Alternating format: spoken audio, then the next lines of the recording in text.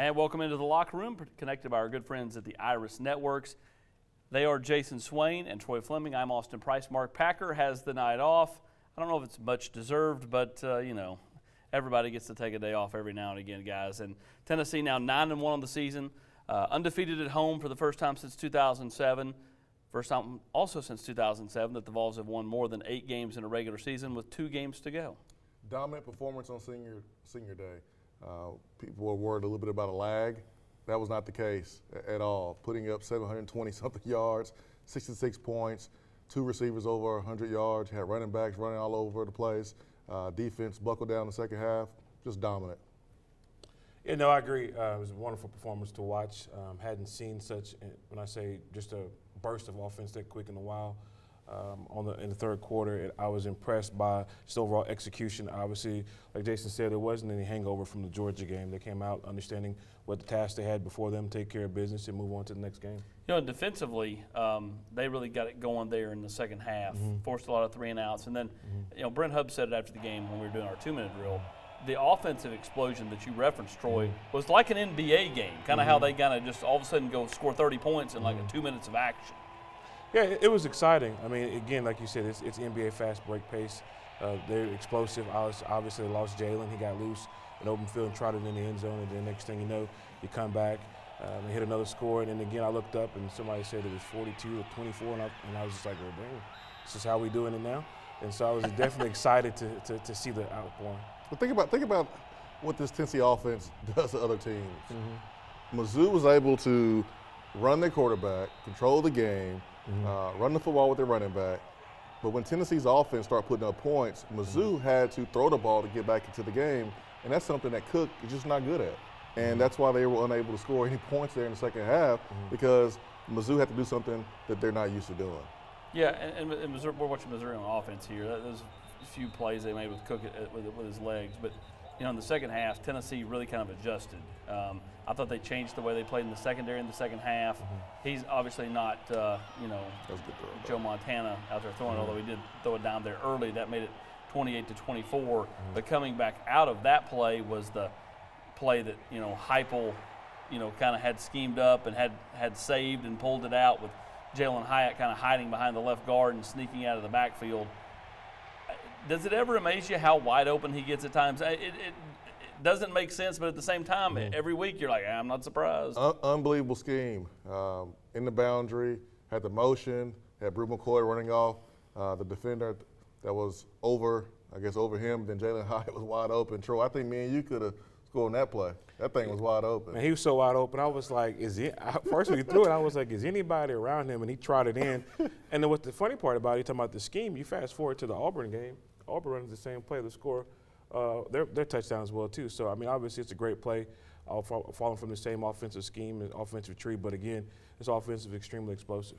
Of course you two could score. The better question is could I have scored it? And you I think there would have been a possibility if Brew did his job. He did. Could have got caught by a defensive lineman, though. You get it. Tennessee now 9-1. 2 games left. Everybody's going to talk style points.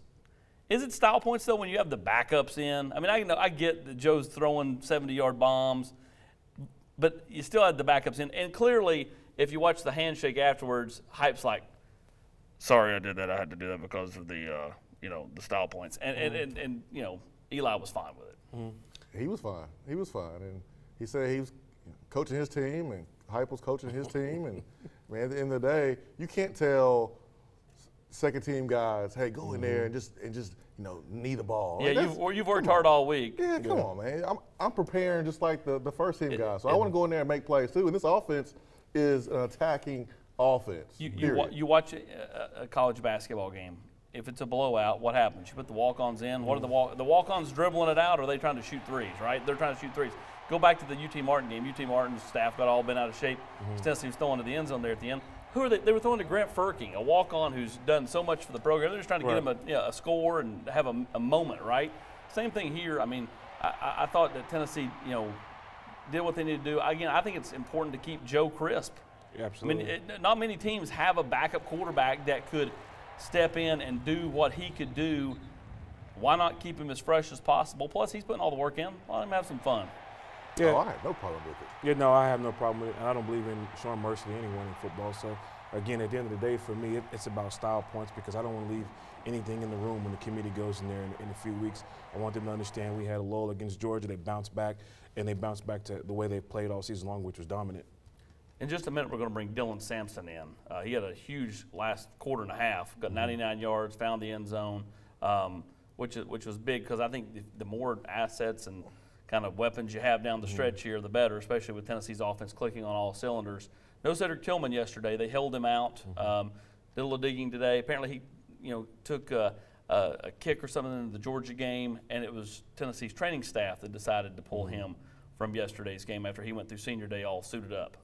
Yeah, wet conditions. You want to be careful with him. Tennessee has been fine all season, pretty much without him.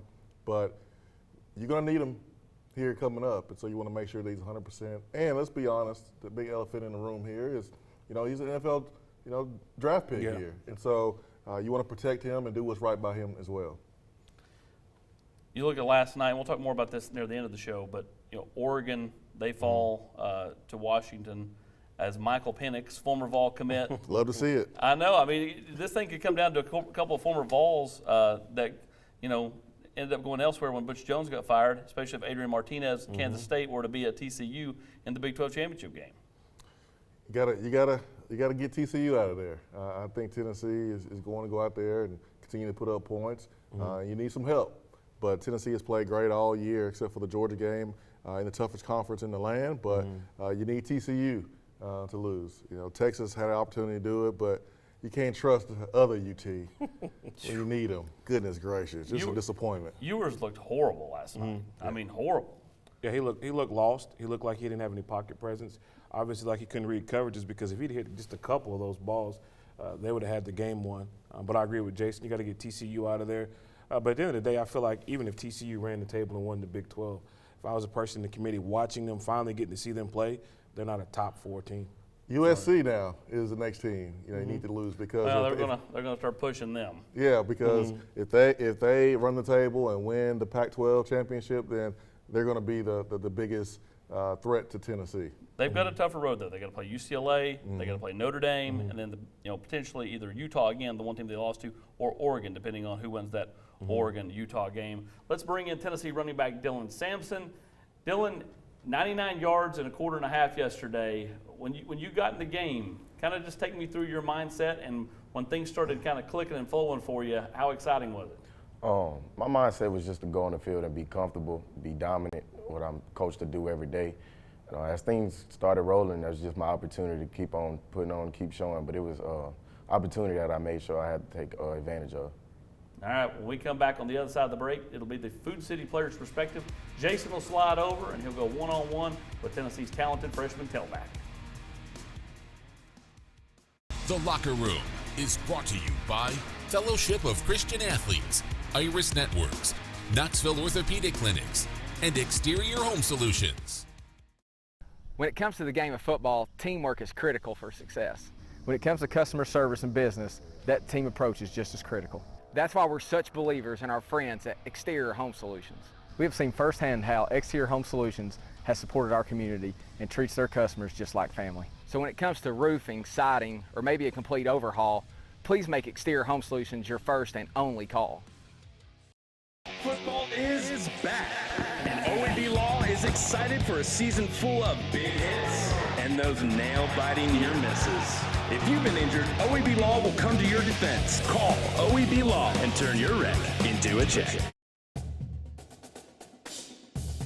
Blue 2020 F-150 41,990. Hut! Jake drops back. He's got a deal wide open.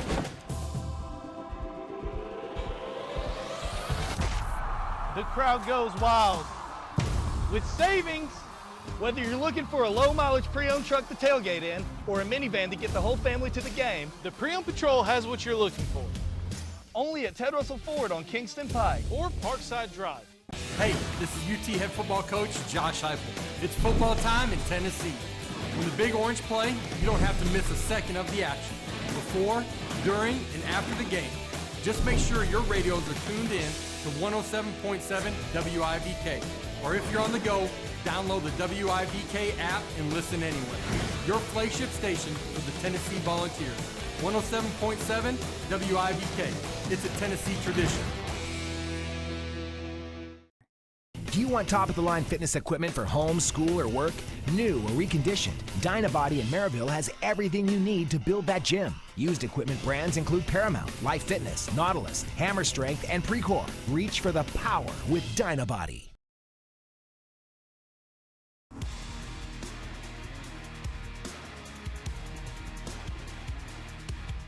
Time for the Food City's Players Perspective. Let's throw it over to Jason with, I think, one of the quickest dudes on the team and a kid that's only going to keep getting better and better. Yeah, Dylan Sampson had an awesome game last night, but he's been doing this the moment he stepped on campus in fall camp. Dylan, when did you know that you can play this level, and not only play but make plays and be explosive?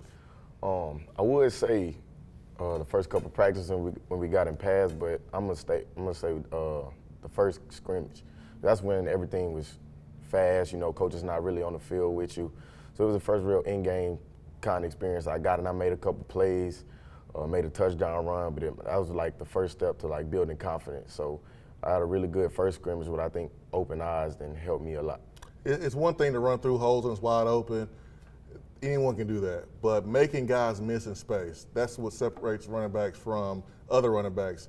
What did you see out there on Saturday that allowed you to make guys miss and rip off some big runs? I mean, the O-line for sure do a good job at first getting things started, and then that's their job, get us to the second level. And once it's that, I mean, I just feel like all the practice we do, all the work I do, I feel like I got a good spatial awareness, feel how bodies come to me so I could cross their face or make a move. But I think it's just something natural. You know, people have it.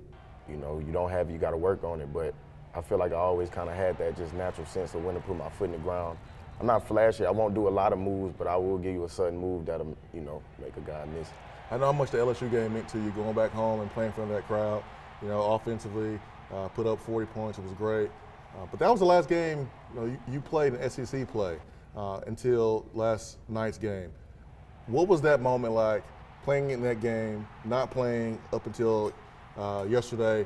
What did you feel like you needed to improve on to make sure that when your number was called, you were ready to go? But definitely pass pro. I mean, that was really the whole reason why, you know, I got out of that game. And I knew it. I knew it when it happened. I mean, I saw when the safety came around. I saw him late. I saw the ball on the ground. I just thought, just let me do something with this ball, you know. But, I mean, it's definitely that perspective of the game. Just, I mean, freshman. But I knew I had the, you know, tools and the smarts to understand pass pro. I do it all the time. I did it in fall camp. It was just a learning experience, you know. I simply, you know, checked one read. I didn't look right. That was it. So, I mean, but learning from that, you know, coaches were direct, and I understood it. They didn't have to explain it to me. So I would just make sure I was urging that practice about being good with my eyes and making sure I know where to go. So, I mean, that was the part, just knowing where to go and then being physical, just meeting up with pass pro. But that was the part that I really focused on and knew that that's what they would have to trust me to put me back in the game. They always say freshmen, when you hit November, you're not really a freshman anymore. Do you feel like the game will slow down to you? Do you still feel like a freshman? I don't. I feel like it has slowed down, and from the jump, even getting close to the start of the season, I was trying not to operate like a freshman, be on time, do all things the right way. You know, make it feel like I've, you know, been here, learn, take accountability, but it's really starting to slow down for me for real, but it's been good. 66 points yesterday. Like, you look up and the offense put up 724 yards. I mean, how surprised are you that at the end of the game, that was kind of the final score and the final total yards? Are you surprised at all? Not really, because I feel like we had an opportunity to do that multiple times this year, but, you know, we pulled back on the gas, put, you know, other people in the game. But, you know, I just feel like that's something the best offense in the country will do, and I feel like we could do that again, game in and game out. But not surprising to us, because that's what we work for, but it's a great stat. Georgia game, Jabari Small goes out. You were ready. Gloves on, ready to go. What was your mindset on the sideline when they told you, hey, get ready, get warmed up? Would you tell yourself, hey, I got to go out here and make sure that I make some plays? What was your mindset going out there? My mindset was just, be a utility to the team. Protect. That was my main goal, protect. That's the thing that I had to work on, and they were bringing pressure. So if I had that opportunity, I was actually going to go in for a 2-minute drill before halftime, but we didn't go. So, probably try to spread the ball out a little bit. But, my mindset was just go in there and try to play comfortable. Be what I can for my team. Don't let any negatives, just be an asset. What do you want to accomplish? What's some of your goals for the next 2 games? Again, you're not a freshman anymore. You're asked to go in there and make plays like a upperclassman. What do you want to accomplish in the next 2 games? Just be efficient, be decisive in running, making guys miss in space, moving the chains.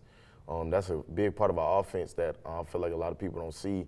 It really does start with the run. It's a big part in Bama game. We run the ball real well. As long as we stay in front of the chains, we get the passing yards going, we get the passing game going. So when we can be dynamic on both sides, it just helps the whole offense.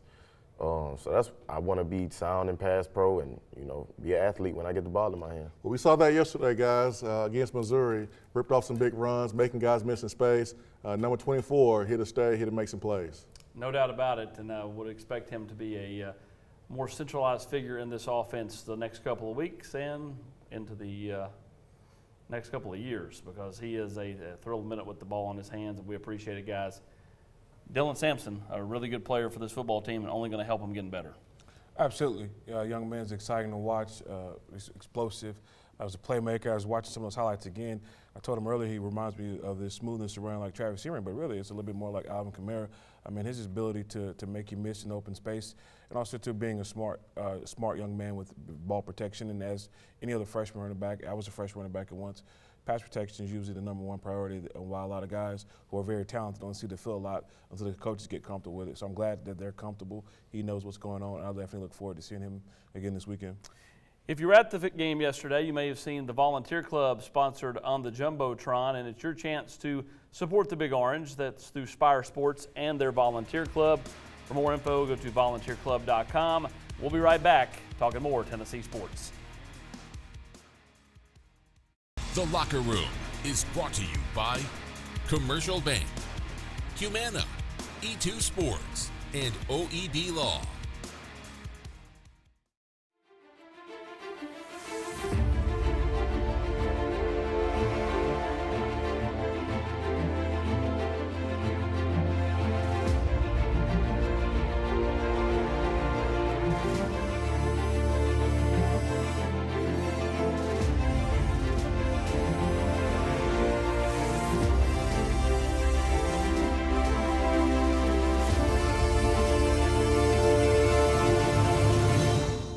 The Locker Room is brought to you in part by Knoxville Orthopedic Clinics, the exclusive orthopedic provider for University of Tennessee athletics for over 70 years. This is the story of John Smith. Not this John Smith, or this John Smith, or any of the other hundreds of John Smiths that are Humana Medicare Advantage members. No, it's this John Smith, who we paired with a Humana team member to help address his own specific health needs. At Humana, we take a personal approach to your health to provide care that's just as unique as you are, no matter what your name is. Behind every Food City meat and seafood counter is a highly trained, certified butcher. Our butchers offer special orders, custom cuts, and even entire meal recommendations. In fact, you'll be so impressed with our butchers, you'll be asking yourself, what can't they do? Huh, I bet he'd be great at wrapping presents.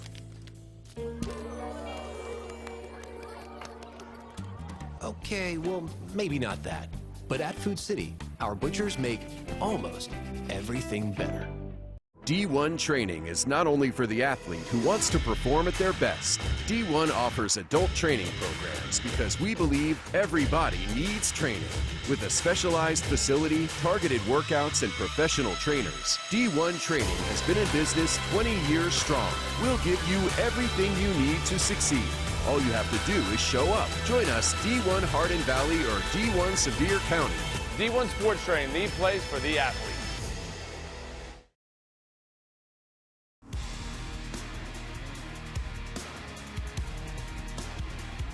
Let's go inside the huddle, sponsored by Humana, and it's Jalen Hyatt. ninth vault to get 1,000 yards, subsequently gets over 1,100 yesterday, which is the third vault to do so, joining Robert Meacham and Marcus Nash, Jason Swain. And you look at what Jalen's done, he's got a real chance at the single season yardage record, which is 1298 by Meacham, your old teammate. He already owns the touchdown record, which is now currently at 15 after his first one yesterday. Yeah, that catch on the post route, that was a really good catch over the shoulder. It was third down.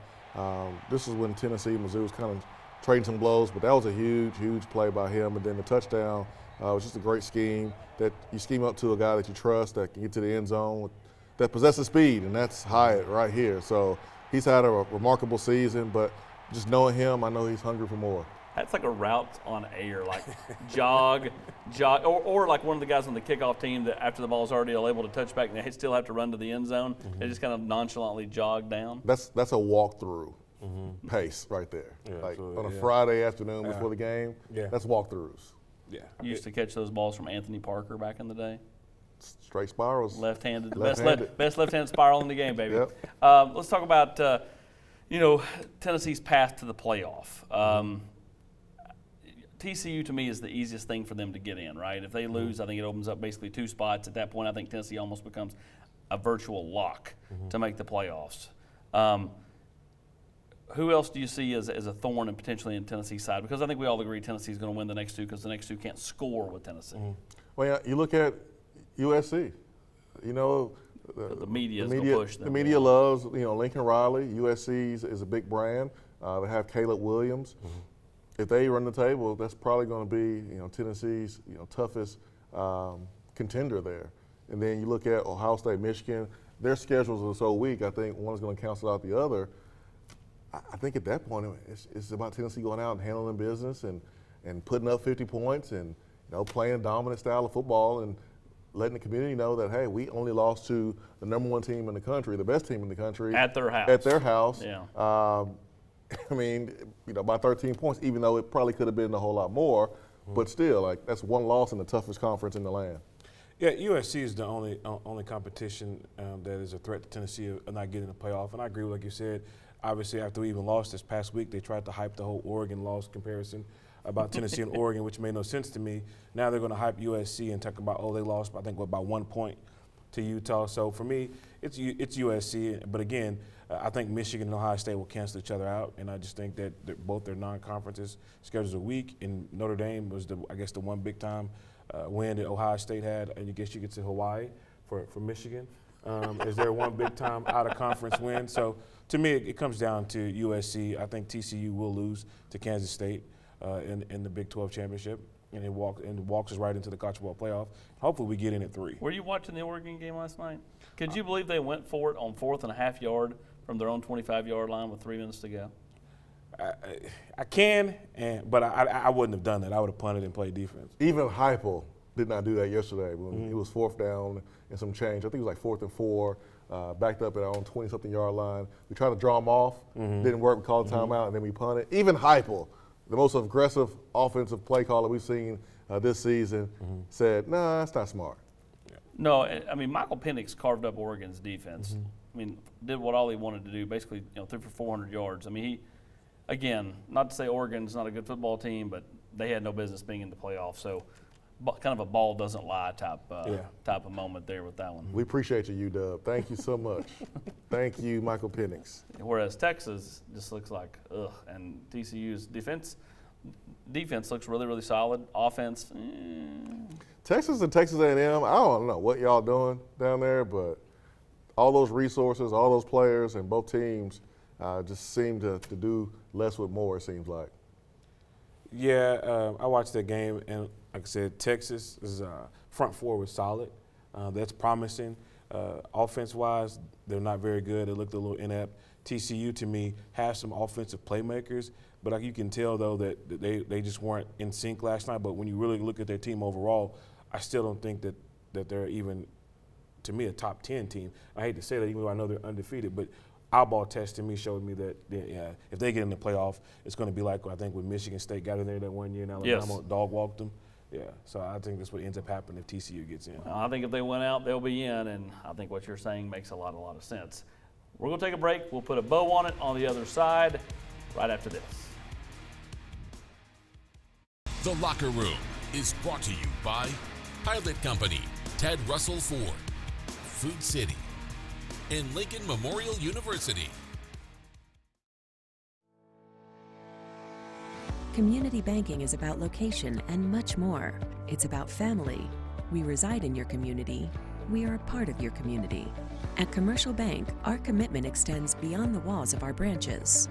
It's displayed each day in the opportunities we provide, the money we give back, and the time we commit, all to help improve the lives of the people, families, and businesses that make our communities great. Commercial Bank, life made better. Hi, I'm Dr. Michael Costad. Dr. Malone and I here at Knoxville Smiles are here to help you with any of your dental needs, whether it's a routine cleaning, a root canal, or if you just want some advice. Did you know that you don't have to settle for a denture anymore? My team and Dr. Malone are here to help you no matter where you're at and to help you figure out the truth for your dental health. So give us a call or visit our website at knoxvillesmiles.com. Matlock Tire has a reputation for being a little bit old school. We're proud to be known for our outstanding hometown customer service. We've been doing things that way for over 60 years. But Matlock now offers new modern conveniences, such as family-friendly waiting areas, online appointment scheduling. You can even shop for tires and see our current stock right from your computer or smartphone. We invite you to stop into one of our 5 convenient locations or come see us online at matlocktireservice.com. Modern convenience, hometown service. Matlock Tire Service and Auto Repair. I chose LMU because I wanted doors to open for me.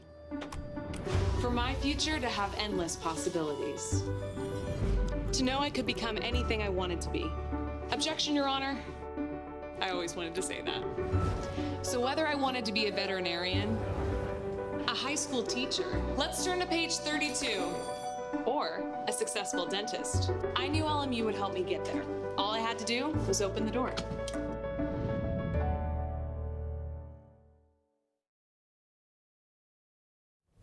If you want to have lunch with the Vols, register to win at HillaryFrostHomes.com. We'll announce that the Sunday night after the SEC Championship game. What is that, December 4th? Of course, that's brought to you by our good friends at Spire Sports.